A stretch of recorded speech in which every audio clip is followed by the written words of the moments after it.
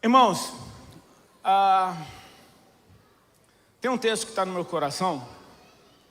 Eu queria que você lesse ele comigo. Está no livro de Atos, no capítulo 1, a partir do verso 6, por favor. Abre a tua Bíblia, eu sei que vai aparecer aqui atrás. Olha lá.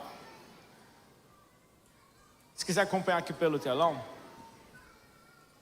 o texto diz assim: Então os que estavam reunidos lhe perguntaram: Senhor, será esse o tempo em que restaures o reino a Israel?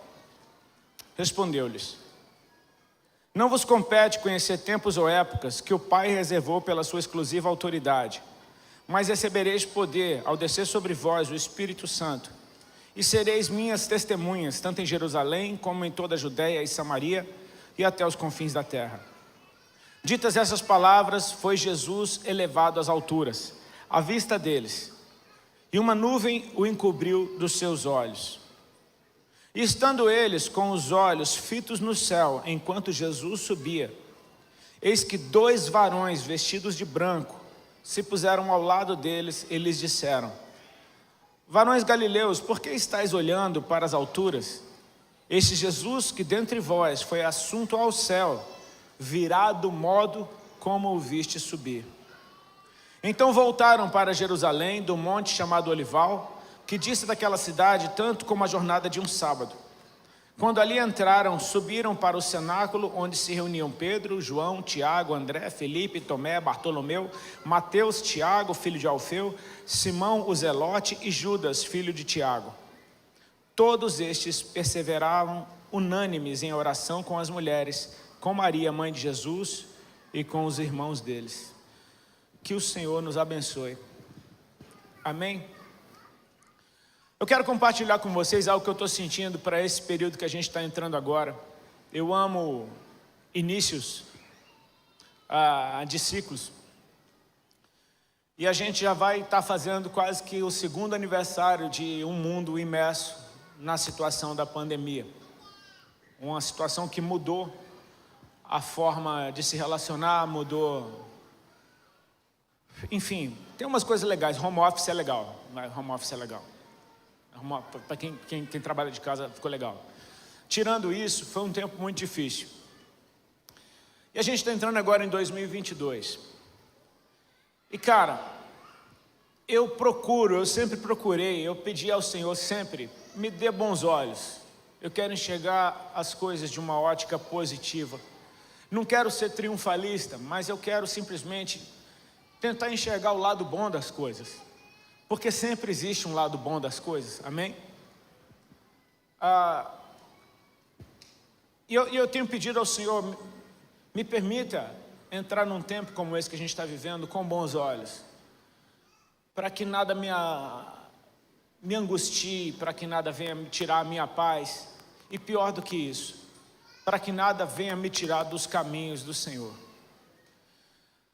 Parece redundante eu falar isso, que nada me tire dos caminhos do Senhor, sendo que eu não tenho plano algum de deixar os caminhos do Senhor, e eu creio que você também não.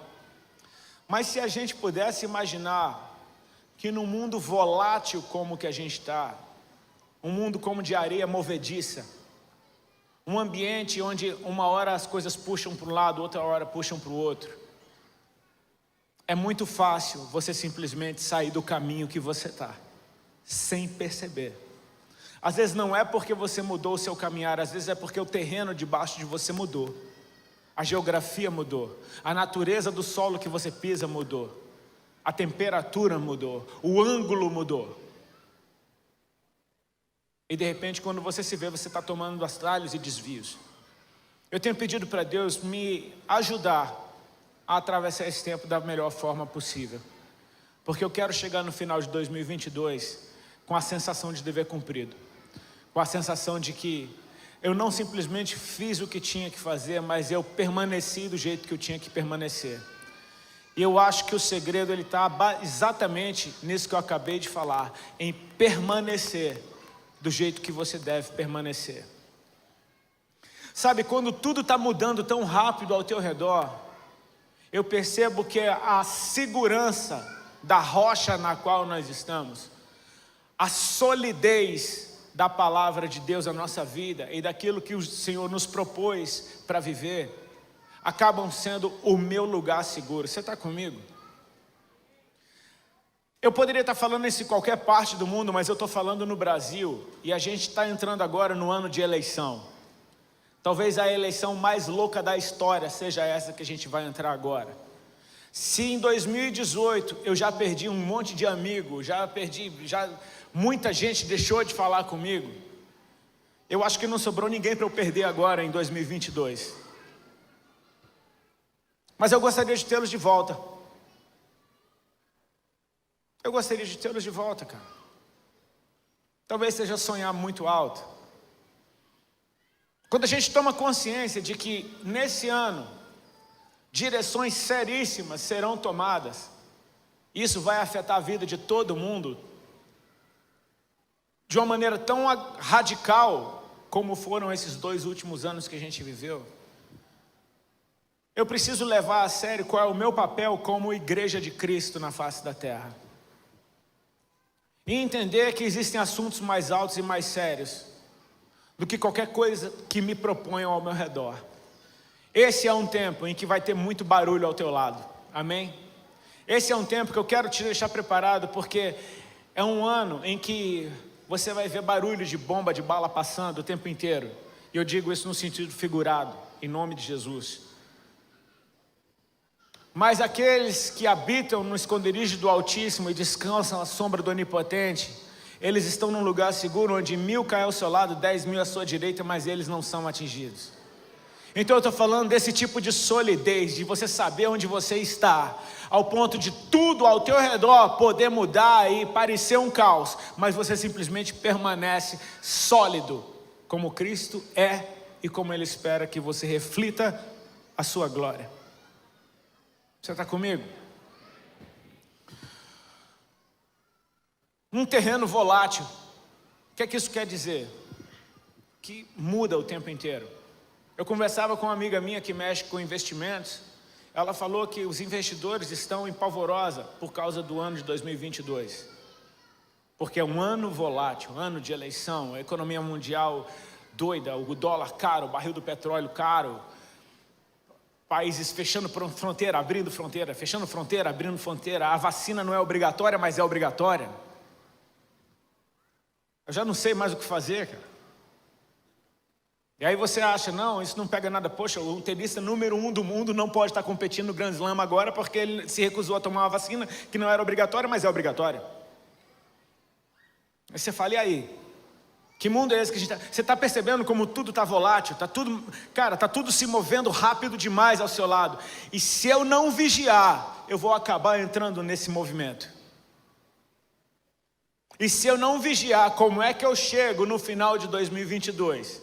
Se eu deixei me levar por qualquer maré. Sabe, os tempos são cíclicos.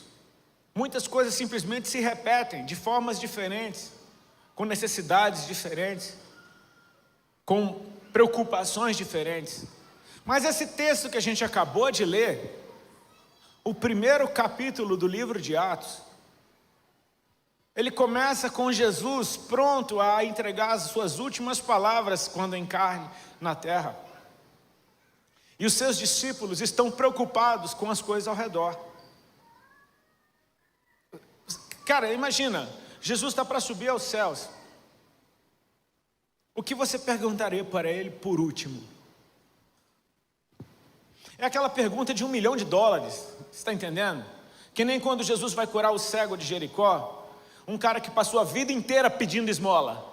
A vida inteira pedindo esmola. E de repente vem Jesus e para na frente dele e fala, o que é que você quer que eu te faça? Cara, é a chance de você pedir uma esmola de novo. É a pergunta de $1 milhão.